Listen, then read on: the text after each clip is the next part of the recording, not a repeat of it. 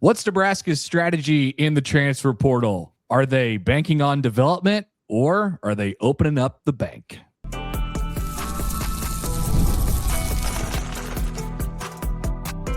You are Locked On Nebraska, your daily Nebraska Cornhuskers podcast, part of the Locked On Podcast Network, your team every day.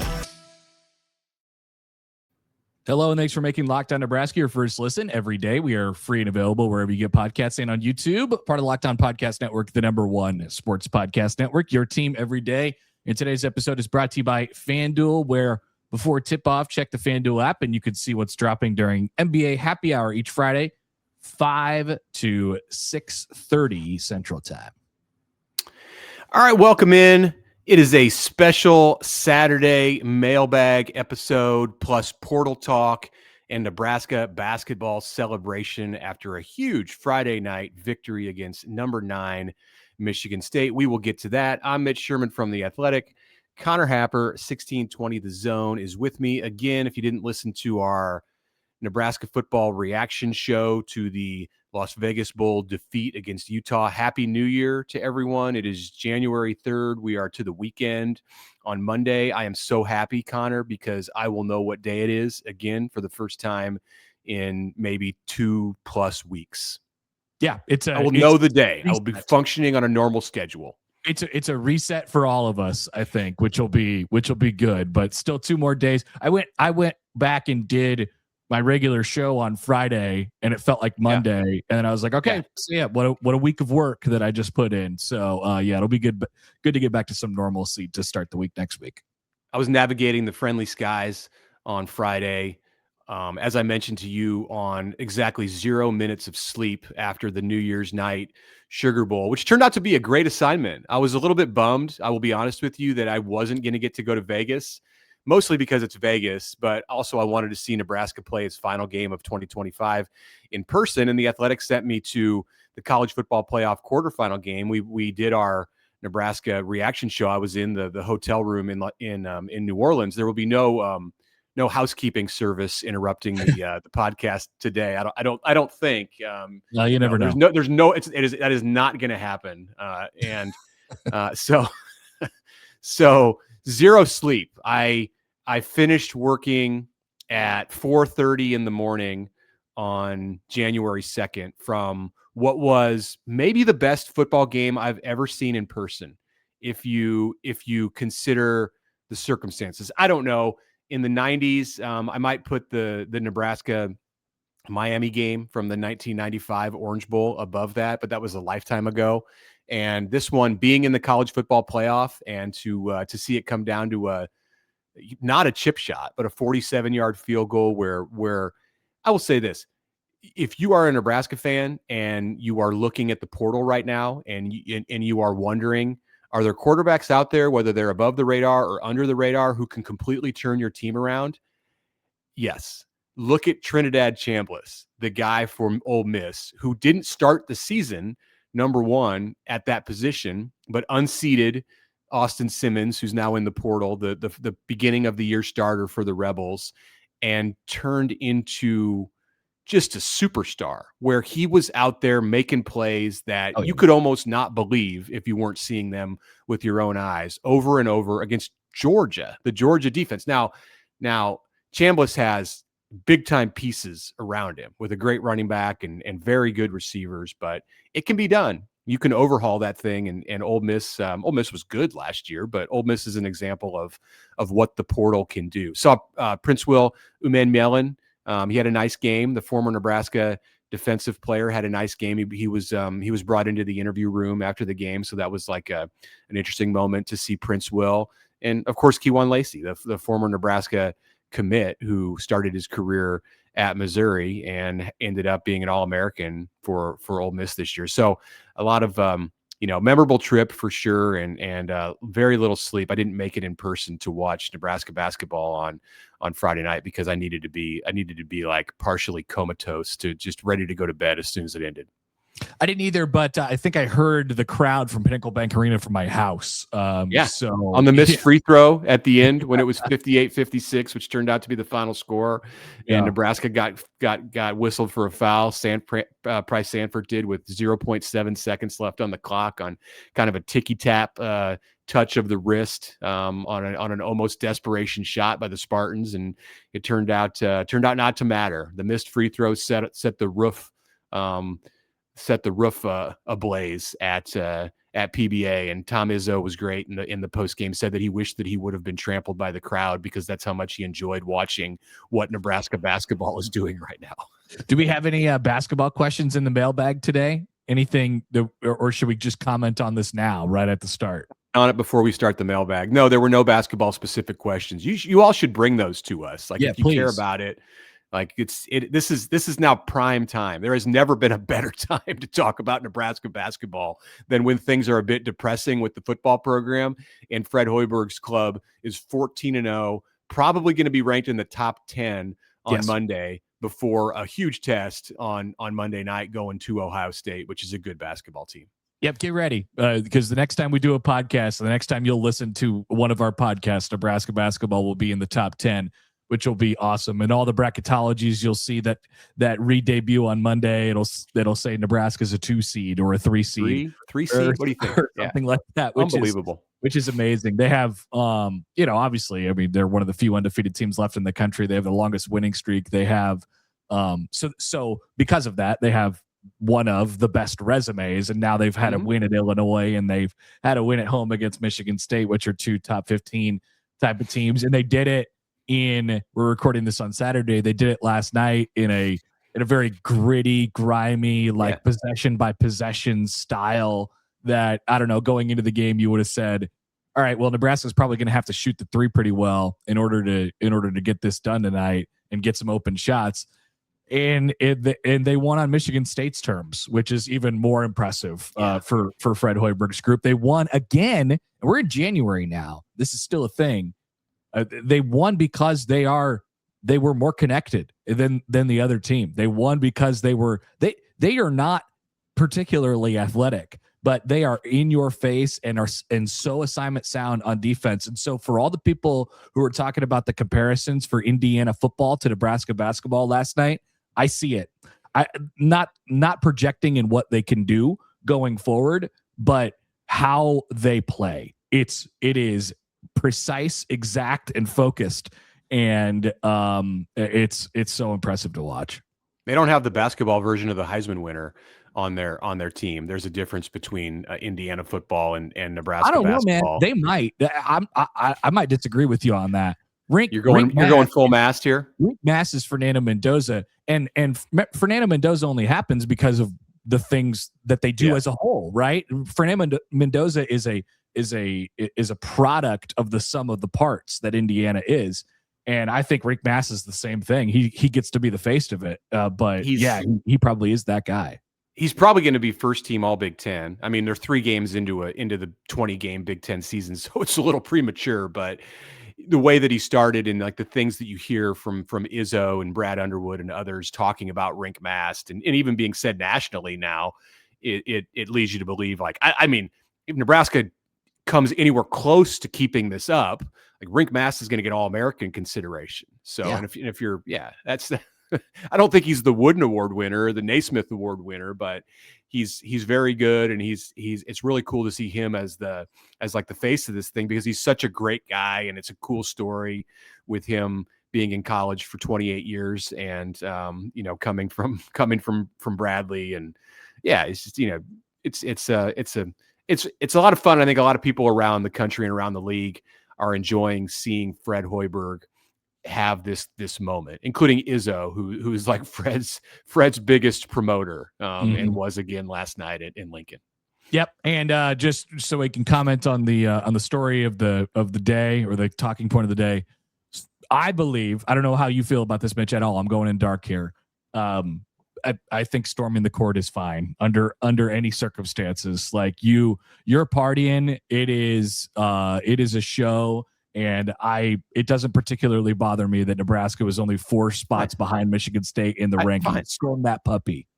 The rankings don't matter on that in that situation. And now Nebraska basketball were to go to the Final Four for the next 3 years and then have a top 10 win. I understand the sentiment like that you should act like you've been there. Nebraska hasn't been there. So Nebraska is like it's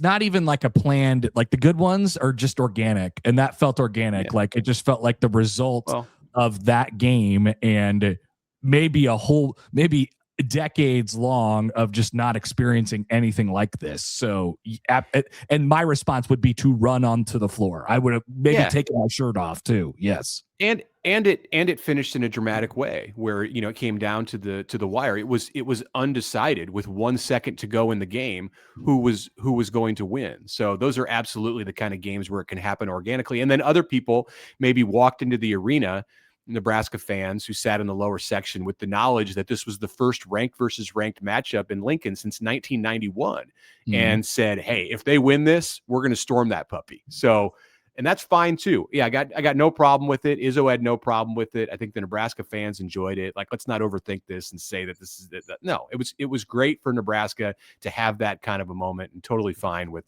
storming the court. All right. So we got mailbag questions. This is a mailbag episode. So we're going to do 2 segments worth of them, and we'll begin that trek next.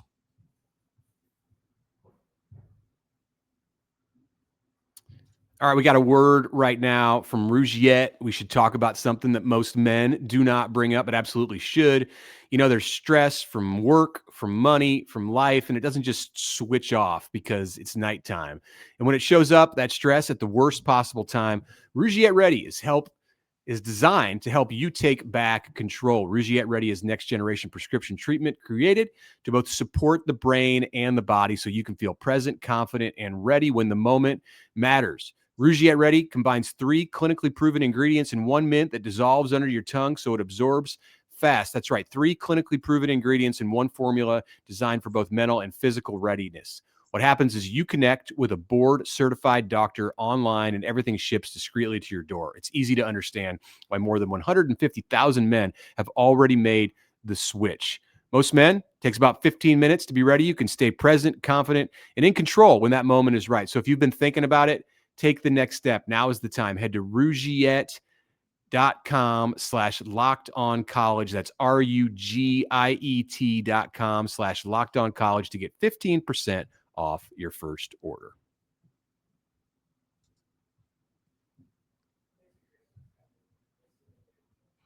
Thanks for making Locked On Nebraska your first listen of this day, and thanks for making Locked On the #1 sports podcast network.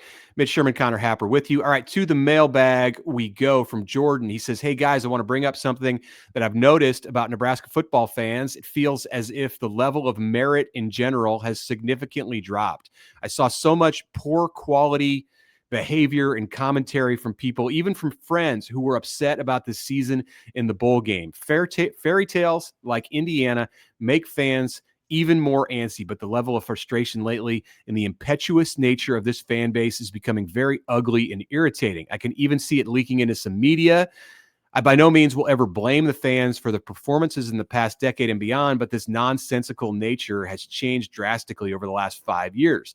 The shrewdness of the fan base was why, when I was much younger, it was one of the great things and attractions about Nebraska football. Lately, the degrading level of overall understanding of how complex this organization is and how tough the overhaul is that we're undertaking is honestly driving my dad and me away. Since you guys are in the sphere of the program, how do you keep yourselves engaged nowadays amongst this change? Thanks.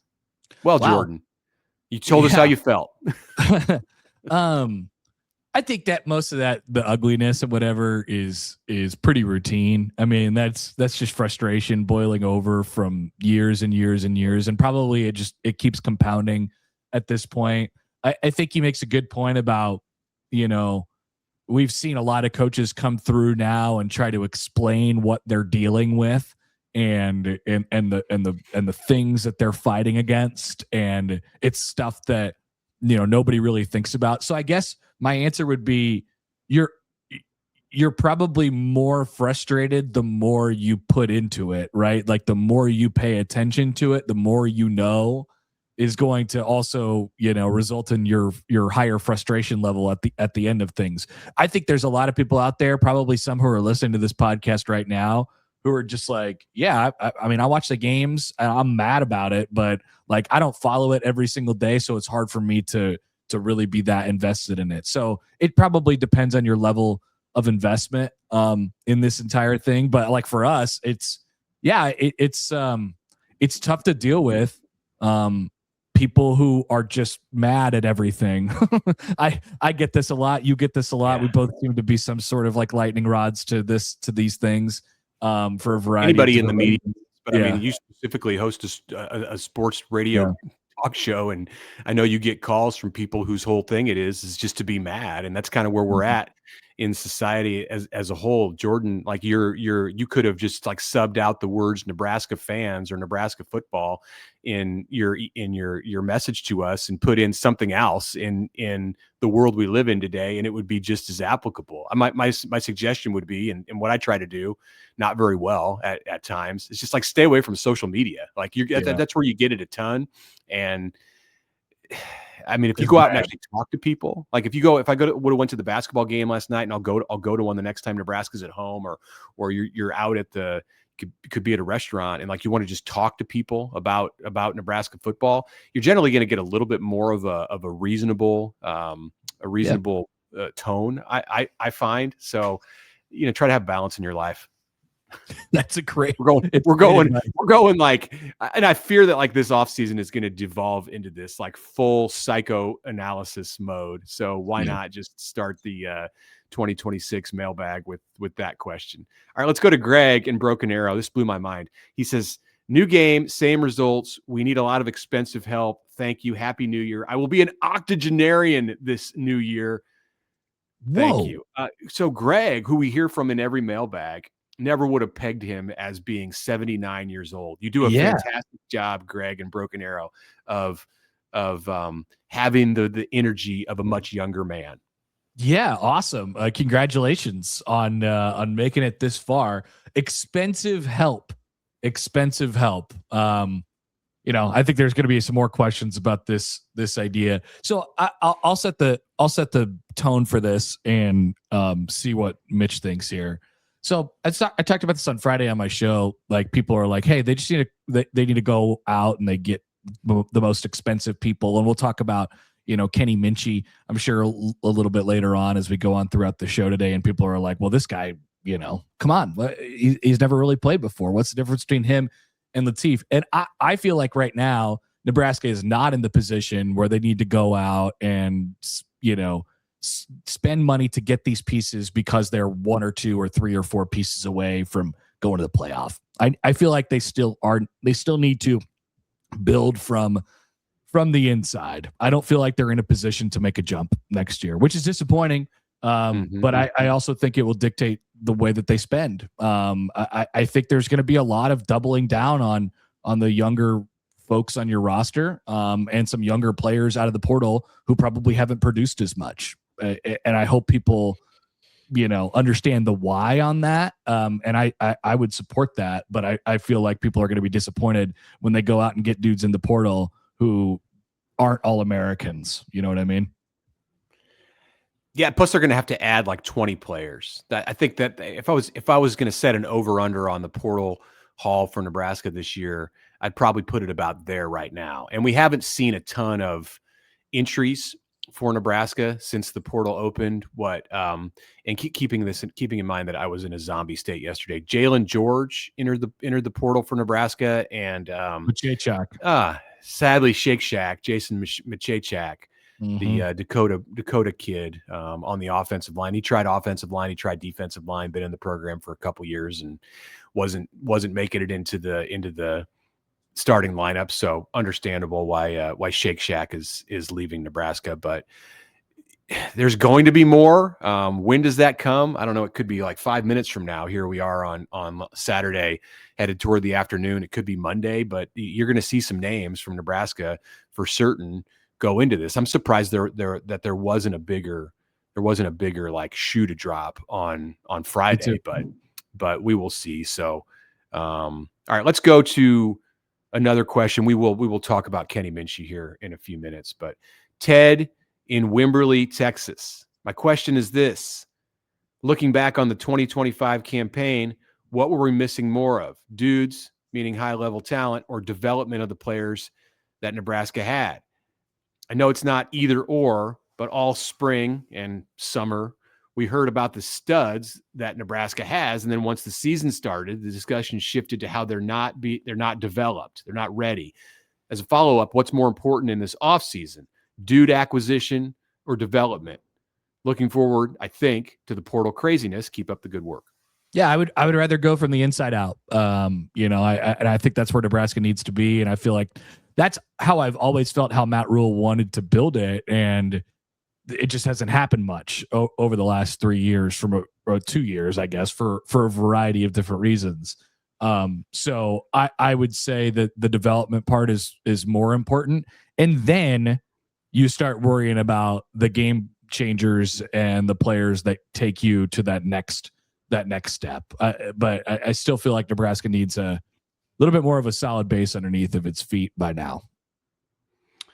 From Dawson, hey guys, love the show. Rhule and staff are constantly referencing the youth on the roster and how X number of players are freshmen, redshirt freshmen, or sophomores. That number, I believe, was 91 this year. If you're banking on their development to get the roster where it's not counterproductive to bring in 20 to 30 stopgap transfers to play over those same players, how is development supposed to happen if the large swath of players don't get actual game time and we constantly churn through and recruit over the top of them? Thanks, guys. It's a great question.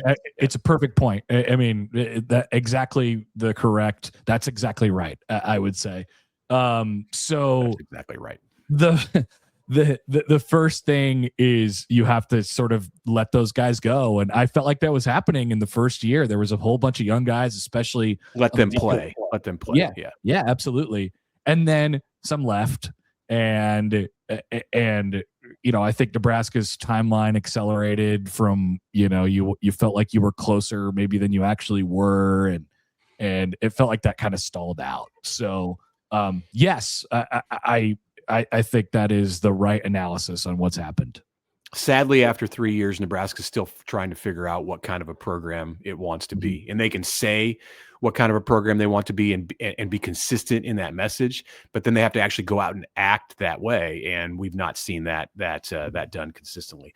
Let's go to Scott, overseas, formerly of Trinidad and Tobago. Now I guess he's just in the ethos of overseas. Yeah. He says, I come from an Olympic sport, so I understand what it takes to be competitive, develop players, compete, and win. Recently, the Huskers and Husker Nation have been embarrassed, frustrated, and mad. With all the resources, sport performance services, staffing changes, world-class facility, NIL funding, and a narrative to speak about progress, what real progress has been made from year one to now at the end of year 3? I'm not interested in talking about the last 20 years, Frost, etc. I'm talking only about the last 3. At status quo, looking at 2026, pending any miracles in the portal, Nebraska will be lucky to win 5 or 6 games. Where is the progress? Frustrated, concerned, and waving back. He is of the GG family tree. Yes.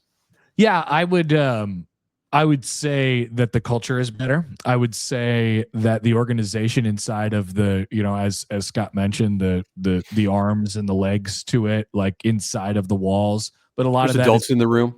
Yeah, a lot of that is just stuff that people don't see, and so you're waiting to see fruition on the fruits of that on the actual game side of things. And it's a great lesson. Like, hey, you need to actually, it's great to have all those things, but you need to be good at the football stuff too. And you need to be good at developing players and having a system and all those different things. So I do think it's quite a lot further along than in year 1. But if you're just looking at it, like I said, if you're one of those people who just watches the games and, that's where you check in, you probably don't notice that there's much difference between year 1 and year 3. All right, we'll come back. And then before we get to the next question, we will address the quarterback from Notre Dame, Kenny Minchey, who may be a part of things very quickly in 2026 at Nebraska. That is next. All right, but first, a word from the FanDuel Sportsbook. Friday nights, ladies and gentlemen, the NBA is going to start to take over. And every Friday night before the games tip off, FanDuel is giving fans a new way to kick off the weekend. It's called NBA Happy Hour, your official pregame, a limited time window where special offers drop right inside the FanDuel app before the action starts. 5 to 6:30 Central Time. Happy hour is going on. There's boost bonuses and surprises for you. Check the app before the game, during the game, and as you continue on, of course, throughout the weekend. So once again, before tip-off, check the FanDuel app, see what's dropping. NBA Happy Hour every Friday, 5 to 6:30 Central. Little basketball, little action, a whole lot of Friday energy. That's NBA Happy Hour, only on FanDuel, the official sportsbook partner of the NBA.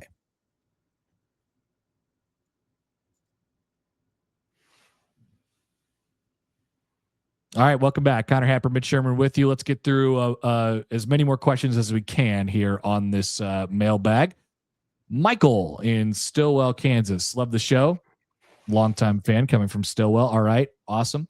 First, a comment. I'm a Matt Rhule fan, but enough of the distractions of backwards hat and coaching the defensive line, platitudes at the mic, talking about how great the program is and how many resources the program has. It's time to actually deliver results and not just talk about them. I think from our podcast after the game, we might agree with that. Yes.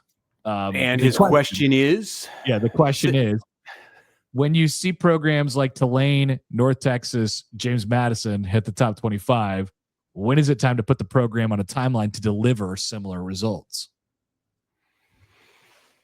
It's hard to have a timeline as the boss, like ahead of Matt Rhule. Like it's Troy Dannon. He would be the one to create a timeline that Matt Rhule is accountable to.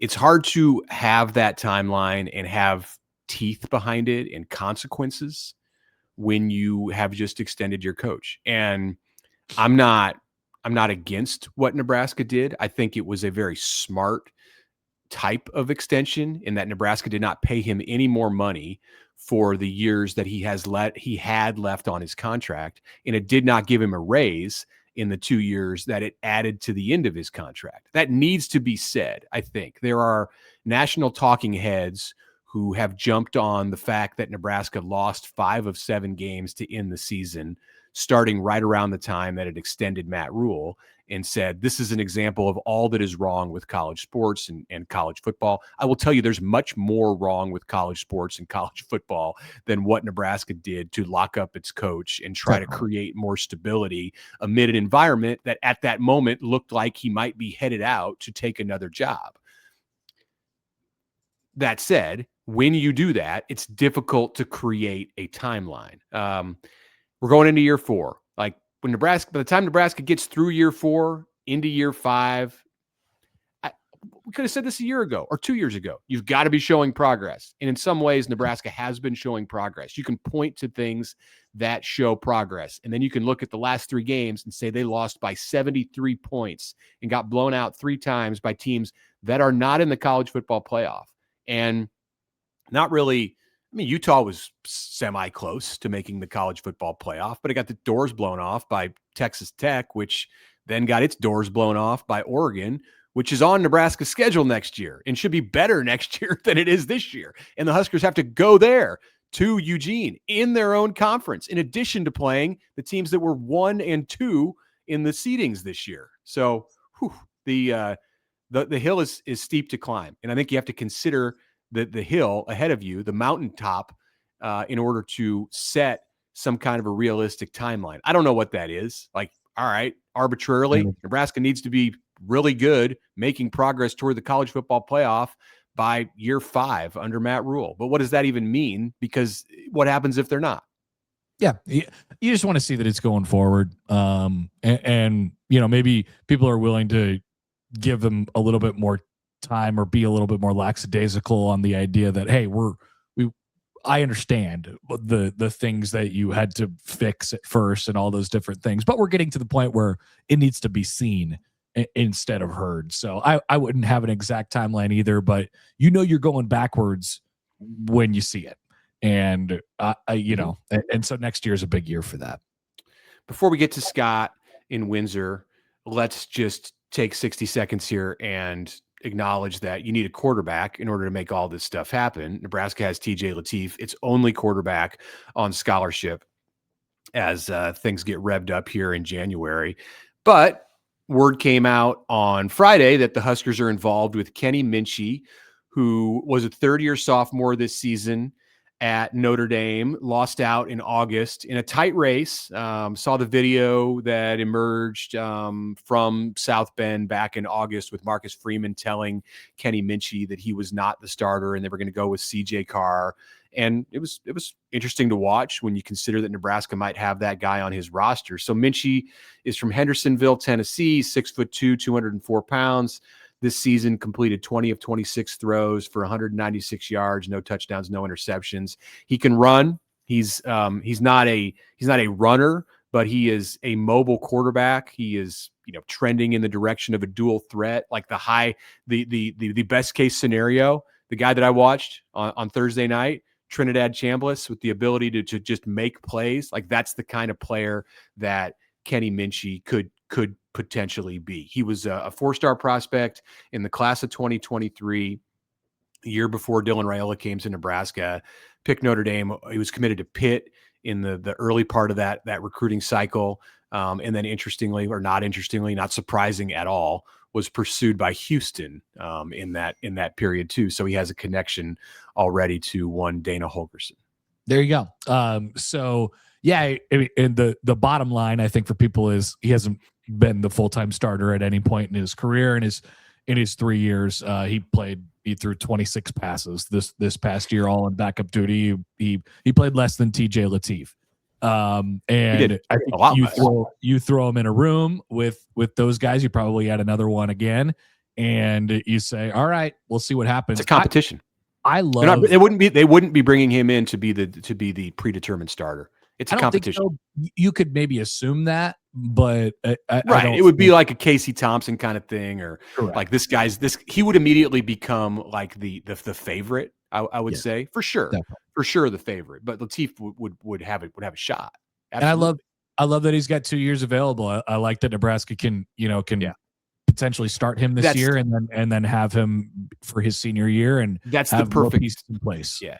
That's the perfect for if Nebraska is able to get a legit quarterback, and it will with the money that it has to spend in the portal this year. The perfect amount of time for that player to have remaining on his eligibility is 2 years, because then of the promise, the incoming arrival of Trey Taylor a year from now.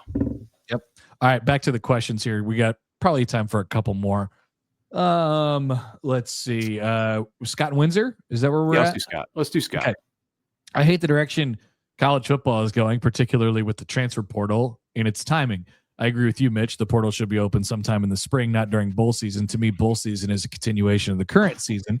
Breaking up the team before the ultimate game feels pretty anticlimactic. So I coached travel ball for 10 seasons. The season in Canada started in May and ended with provincial championship tournament, like state tournament, during Labor Day weekend. The very next week was tryouts for the next season. The team would be finalized before October, and then you would start indoor conditioning. No player, parent, or coach was ever able to live in the moment during the August playdowns or the provincial tournament, because poaching, planning, and backroom deals had already begun in anticipation of next year's team. You all work hard to play on the final weekend, but it's ruined by everyone's focus being on the next season and the next team. That's how I feel college football is going right now. Do you feel this way? What do you think, Scott? So I coached youth baseball, select baseball for the last 8 years. This is my first year, my first January since, I don't know, 2017, not like revving things up because my son's in high school.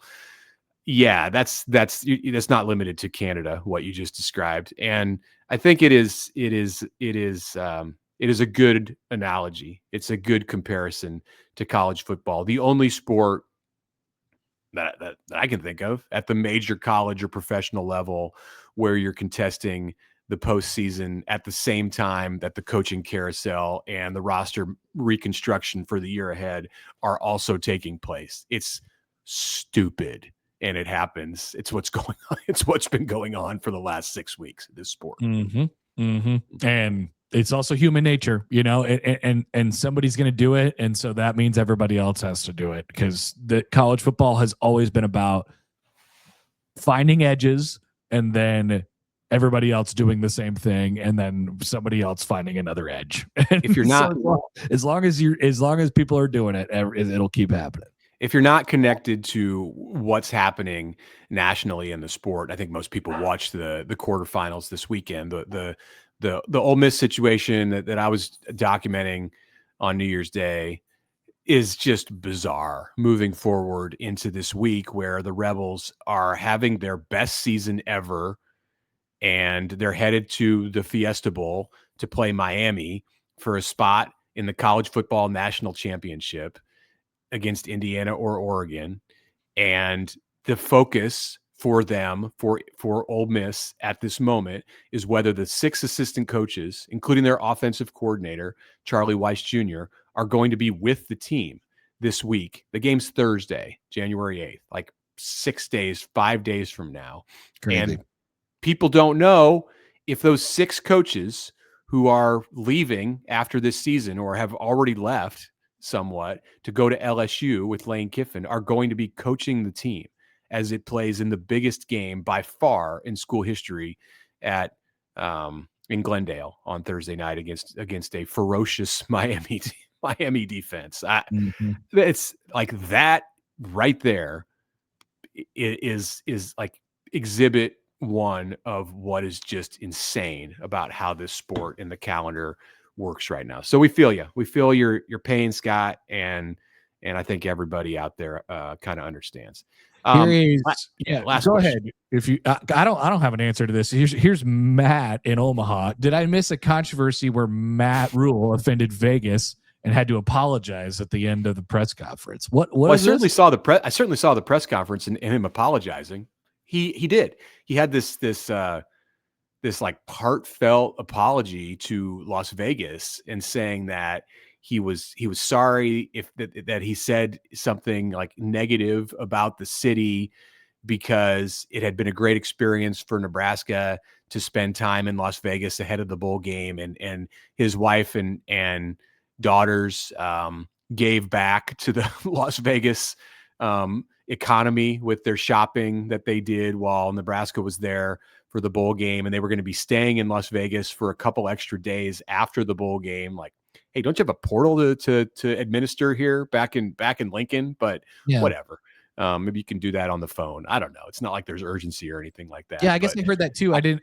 I don't know. He said something maybe like over the summer when there were some meetings or some Big Ten coaches meetings or administrative meetings, whatever, that were in Las Vegas, and I guess Rhule made a comment. I don't know if it was in the media or if it was within the Big Ten ecosystem, that like he wished that it wouldn't have been in Vegas, that it should stay in the Midwest, and he took it back. He's like, I don't think that's the case. Like, this is a national conference. We're going to do things on the West Coast. We're going to do things on the East Coast. So he's sorry for that. I apologize, Matt Rhule said. Okay. All right. Well, I hope him and Vegas can have a drink together or something. I think they're on good terms. He's been zip lining down. I wonder if he zip lined after the game. Probably. I mean, if he stayed in a couple of days, I mean, what else? He probably sat at the sports book and didn't gamble for a couple of days, but just watched the big TVs, and then went down. Spend the NFL Sunday out there. Why not? Why don't you stay out there next week and check out some college basketball? Does he need to get back to Lincoln? Great. It's great. Yeah, unless you wanted to catch the top. He's got Pat Stewart here to run things. This is tongue in cheek. Come on back, Matt. Is it for us today. We will talk to you all on Monday. Thanks for making us your first listen. Of course, subscribe, follow Locked On Nebraska so you get all your episodes every single day. On video, we're taking you over to the first ever 24/7 National Locked On Podcast Network YouTube channel. And on audio, make your second listen Locked On College Football. We'll talk to you on Monday.